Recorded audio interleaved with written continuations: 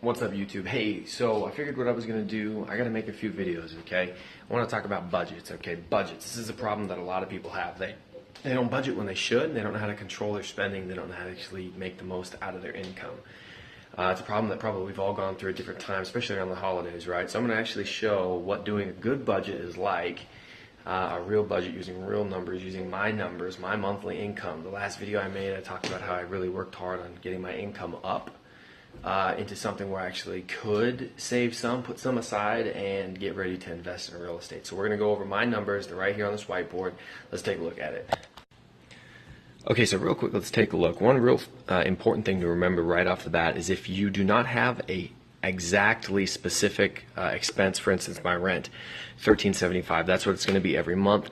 There's no questions about it. If it's not a hard number like that, always make sure you round up, right? Food and gas over here, $300 each. I'm rounding up. That way you don't have any nasty surprises. Or if you do have a surprise somewhere else, you can kind of make up for it by having a little excess somewhere else. Okay, so when I'm over here, again, as I mentioned last time, right? I am divorced, so I do pay child support and daycare, $1,300 for just my son. So $1,300 for that, plus a $1,375 for rent. Those are my two biggest expenses. After that, I got a car payment of $270, car insurance $190, cell phone $130, Verizon, you're killing me.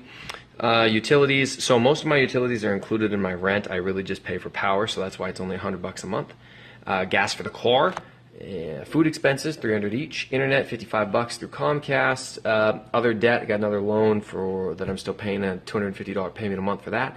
And back when I used to invest in a Roth IRA and a 401k at my old company before I got hired by a job that has a pension plan, I still hold over my old IRA and I put $50 in it each month just to put something in there. So my total expenses per month are $4,460. Over here on my income, again, I have technically 3 jobs, but I'm just going to list it as my primary income and then my secondary sources of income. So my primary income does fluctuate, okay? Sometimes I will never make less than $5,000 a month. It would be possible for me to make more than $6,200 a month, but a little unlikely. Usually I'm somewhere between $5,000 and $6,200.